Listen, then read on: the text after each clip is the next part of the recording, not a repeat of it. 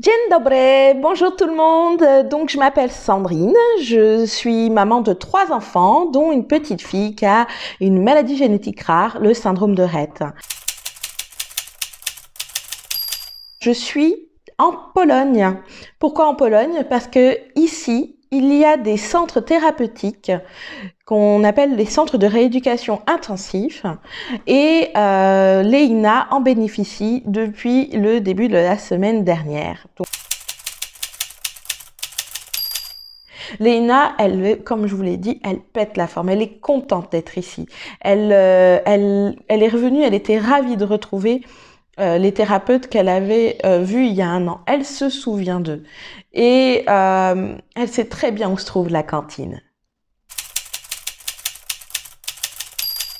Quand je vous dis que venir dans ce centre est une vraie opportunité, c'est dans le sens où, quand je reviens, c'est systématique. C'est toujours le cas. Les professionnels qui accompagnent Leïna me disent « Waouh, ah ouais, Leïna, elle pète la forme, on la sent vraiment bien dans son corps et en plus, elle a progressé. » Alors ça va être progrès au niveau de sa posture, progrès au niveau des mouvements qu'elle fait. Là en ce moment, elle s'assoit. Il y a 2 semaines, elle s'asseyait, mais beaucoup moins. Là, c'est systématiquement, elle s'assoit. Elle descend les escaliers, elle les monte systématiquement. En nous donnant la main, bien sûr. Je ne vous dis pas que ma fille est en train de courir un sprint. Je vous explique juste, en revanche, que ici, elle baigne dans une ambiance qui fait que elle va se dépasser, se découvrir et s'apprécier. Ce que j'apprécie beaucoup aussi, c'est vraiment cette solidarité entre les familles. Moi, voilà, je parle que anglais ici. Il y a personne qui parle français. Et tous, que ce soit les enfants, les adultes, ils vont me parler, venir vers moi, chercher à m'aider, comprendre qui je suis, pourquoi je suis là aussi.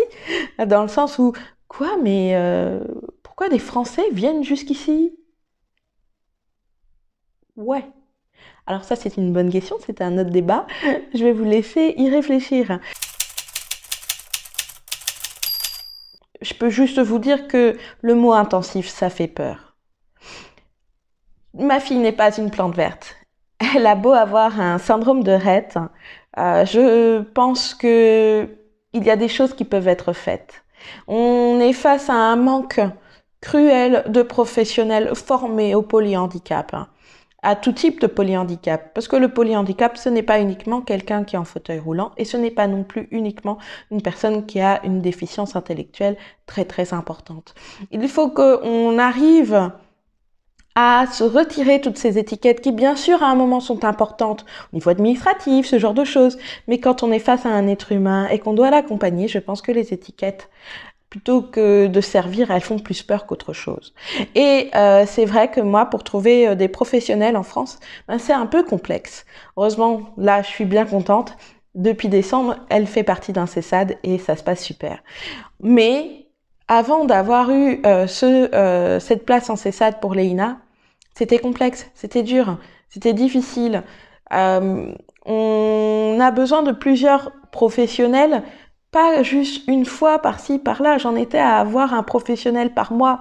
C'est pas possible. J'ai beau avoir énormément confiance en ma fille et en ses capacités. Même moi, si je vais faire du sport une fois par mois, je vais pas perdre de poids. Et donc, le but n'est pas de faire perdre du poids à Leïna, loin de là, mais c'est quand même délicat en France de voir qu'elle n'a que 2 fois 30 minutes par semaine, et j'ai de la chance de kinésithérapie, qu'elle a... j'ai de la chance. Alors, je vais vous le dire comme ça, j'ai de la chance. Je connais beaucoup trop de familles en tant que présidente d'association qui, elles, galèrent à avoir juste au moins 1 heure de séance d'ergothérapie. Et on sait que, par exemple, dans le syndrome de Rett, c'est très important l'ergothérapie. Bon, on va pas rester bloqué là-dessus. Moi, voilà, c'est la solution que j'ai trouvée.